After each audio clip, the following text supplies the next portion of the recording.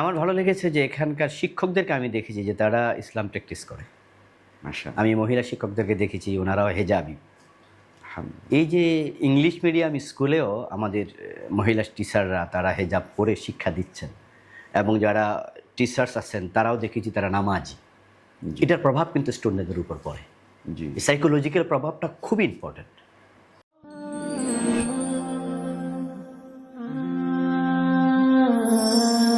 আসসালামু আলাইকুম ওয়া রাহমাতুল্লাহি ওয়া বারাকাতুহু। সুপ্রিয় দর্শক শ্রোতা, কাছে কিংবা দূরে বিশ্বজুড়ে এই মুহূর্তে যে যেখান থেকে দেখছেন আপনাদের সবাইকে সাদর আমন্ত্রণ জানাচ্ছি। আমি ডক্টর মুহাদ্দিস মাহমুদুল হাসান এই বিশেষ পডকাস্টে। প্রিয় দর্শক, আমরা আজকে কথা বলবো এদেশের অগণিত মানুষের ভালোবাসা এবং আস্থায় পরিণত হওয়া একটি চমৎকার অসাধারণ শিক্ষা প্রতিষ্ঠান স্পেকট্রাম ইন্টারন্যাশনাল স্কুল নিয়ে। প্রিয় দর্শক শ্রোতা, একটি শিক্ষা প্রতিষ্ঠান কিভাবে করিমুকুল থেকে শুরু করে আজকে পা পা হাঁটি হাঁটি করে পত্র পল্লবে ফুলে ফলে সুশোভিত হয়ে আজকে মহিরুহ আকার ধারণ করেছে। আলহামদুলিল্লাহ। আমরা এই প্রতিষ্ঠান আগামী দিনে কোথায় দেখতে চাই, কোন জায়গায় নিয়ে যেতে চাই, সে বিষয় নিয়ে আজ কথা বলবো ইনশাআল্লাহ তাআলা আমাদের আজকের এই বিশেষ পডকাস্টে। দর্শক শ্রোতা, আমাদের আজকের এই আয়োজনে আমাদের সঙ্গে রয়েছেন দুজন মান্যবর অতিথি। আমার ডান দিকে রয়েছেন আন্তর্জাতিক খ্যাতিসম্পন্ন ইসলামিক স্কলার, বিশিষ্ট মুফাসসিরে কোরআন ডক্টর মুফতি আবুল কালাম আজাদ বাশার। আসসালামু আলাইকুম রহমতুল্লাহ। ওয়ালাইকুম আসসালাম রহমতুল্লাহ। এবং তারই পাশে রয়েছেন এই প্রতিষ্ঠানের স্বপ্নদ্রষ্টা, যিনি বাংলাদেশে স্বপ্ন দেখতেন একটি প্রতিষ্ঠানকে সেই বিশাল মহিরুহ আকার ধারণ করবার, যিনি স্বপ্ন দেখেন এখনও পর্যন্ত আপনাদের আমাদের সন্তানদের, কলিজার টুকরা সন্তানদেরকে একদিকে একাডেমিক্যালি অন্যদিকে ইসলামিক দিক থেকে দুটোর অপূর্ব সমন্বয় করে কীভাবে আমাদের আগামী প্রজন্ম, আমাদের নেক্সট জেনারেশন কীভাবে তারা দক্ষ জনশক্তিতে পরিণত হতে পারে, সেরকম একটি স্বপ্নদ্রষ্টা মানুষ, সেরকম একজন স্বপ্নদ্রষ্টা আজ আমাদের মাঝে উপস্থিত রয়েছেন স্পেকট্রাম ইন্টারন্যাশনাল স্কুলের সম্মানিত মাননীয় স্বপ্নদ্রষ্টা সিইও, ফাউন্ডার সিইও জনাব নূর আহমদ খোকন।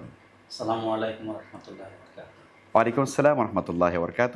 সম্মানিত অতিথিদ্বয়, আপনাদের দুজনকে স্বাগত জানাচ্ছি। আমি শুরুতেই আসছি ডক্টর আবুল কালাম আজাদ বাশার মোহতারাম, আপনার কাছে। আলহামদুলিল্লাহ, আপনি স্পেকট্রাম ইন্টারন্যাশনাল স্কুলের সঙ্গে আলহামদুলিল্লাহ আপনার খুবই ওতপ্রোত সম্পৃক্ততা আছে, এবং আমরা যতটুকু জানি এবং আমি নিজেও জানি এটি, যে এখানে আলহামদুলিল্লাহ একটা দেশ বরেণ্য ওলামায়ে কেরাম এবং স্কলারদেরকে নিয়ে একটি শরিয়া সুপারভাইজারি কমিটির মতো আছে আলহামদুলিল্লাহ, যারা এই প্রতিষ্ঠানকে পরামর্শ দিয়ে থাকেন, মতামত দিয়ে থাকেন। আলহামদুলিল্লাহ, আপনিও সেই বোর্ডের গর্বিত একজন সদস্য আলহামদুলিল্লাহ। তো আপনার কাছে জানতে চাই যে স্পেকট্রাম দেখতে দেখতে পা পা হাঁটি হাঁটি করে 6 বছর অতিক্রান্ত হয়ে গিয়েছে আলহামদুলিল্লাহ। তো আপনি স্পেকট্রামকে আসলে ভবিষ্যতে কোন জায়গায় দেখতে চান, প্রত্যাশার জায়গা থেকে আপনার সেই অভিজ্ঞতাটুকু আমরা শুনতে চাই ইনশাআল্লাহ তাআলা।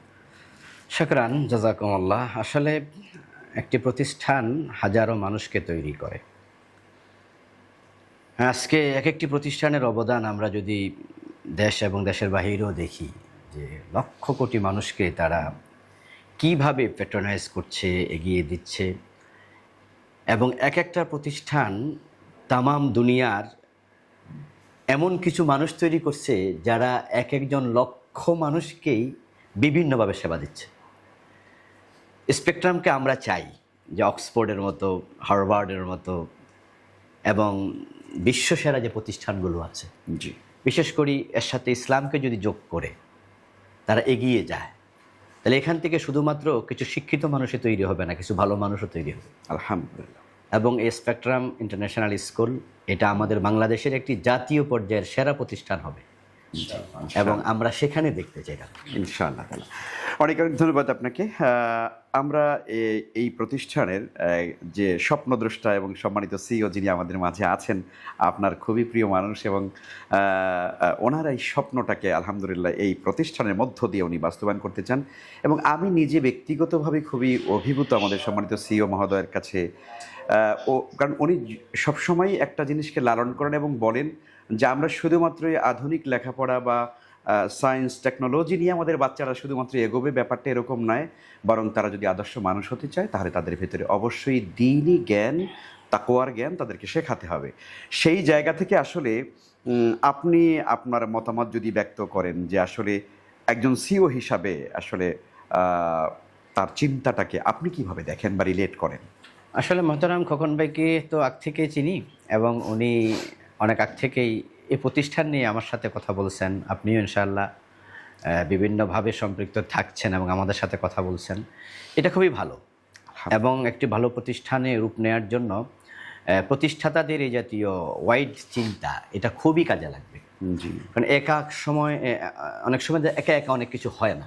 জি তো উনি চাচ্ছেন যে এখানে যেহেতু এটা ইংলিশ মিডিয়াম স্কুল, এখানকার একটা ভয়ের কাজ করে, সেটা হচ্ছে যে ইংলিশ মিডিয়াম স্কুলে পড়ুয়ারা তারা দিন কম মানে, এবং আমরা অনেক ক্ষেত্রে দেখি তারা বাংলা কথা বলতে চায় না, মানে এমনভাবে তারা ট্র্যাকটা একটু উল্টা নিয়ে যায়।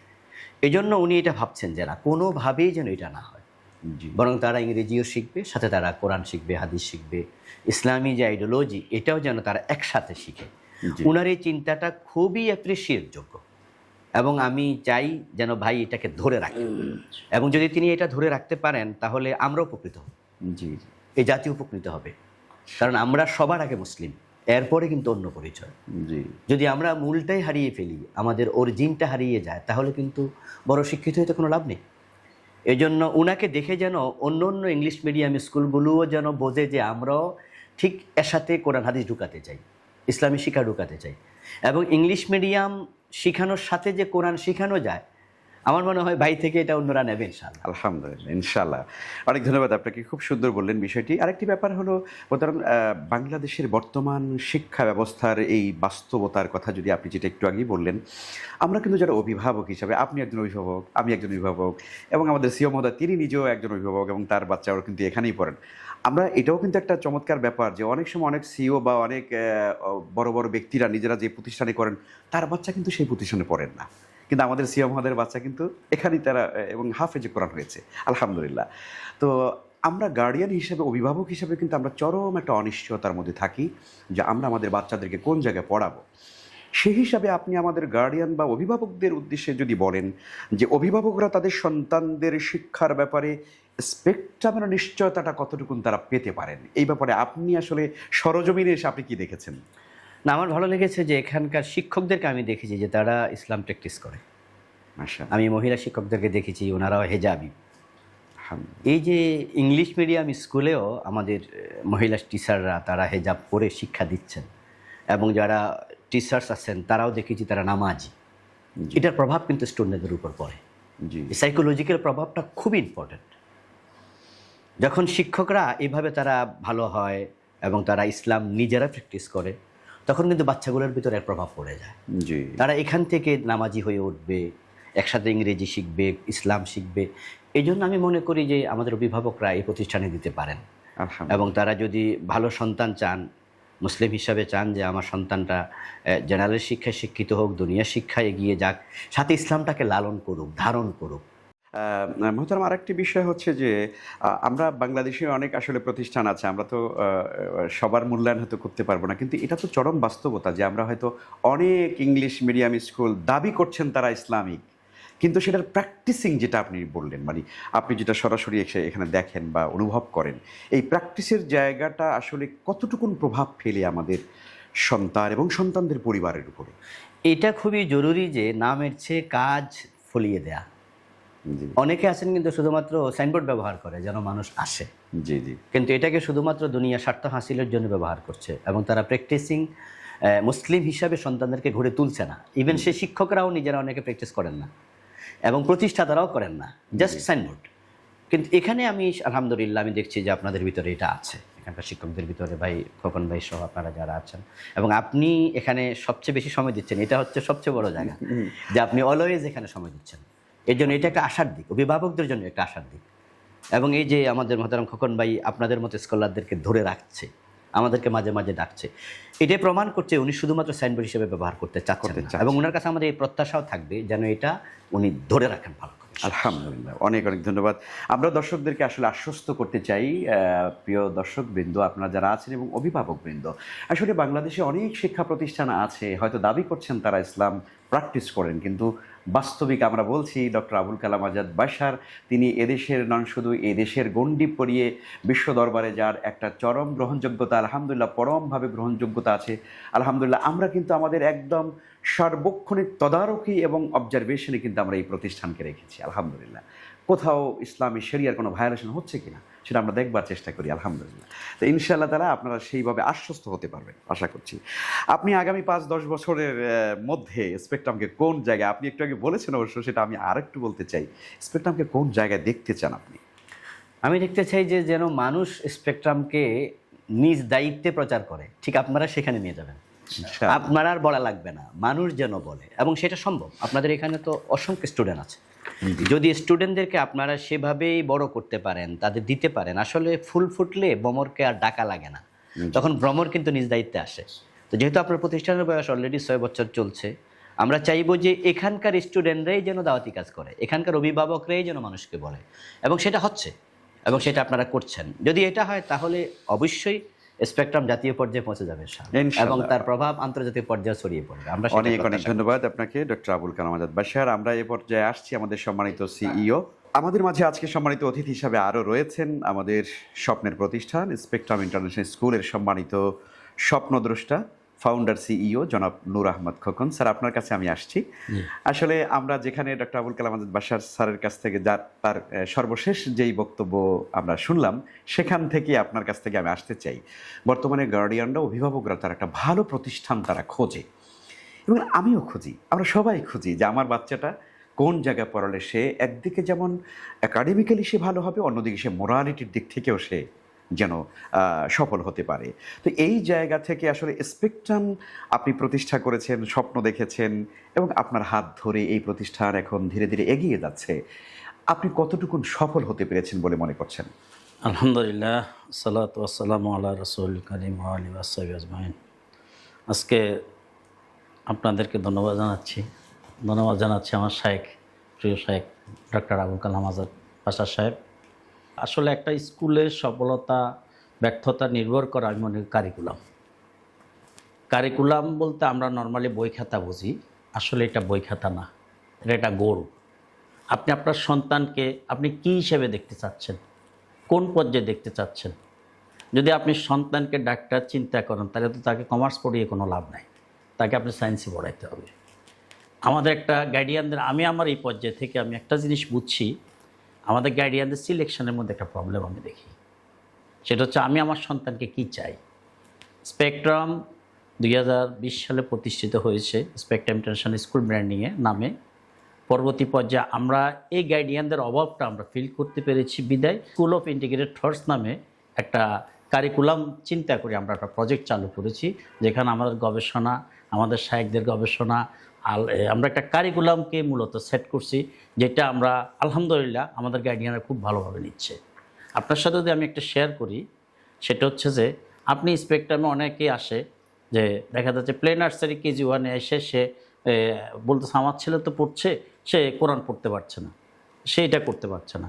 কিন্তু আমাদের তো একটা টার্গেট থাকে, গ্রেড 2 পর্যন্ত যদি সে একটা বাচ্চা পড়ে কারিকুলাম, তাহলে সে কোরআনের নাজরাটা শেষ করবে। নাজরা মানে কি? নজর করে পড়া। পাশাপাশি সে 30তম পারাটা মুখস্থ করবে।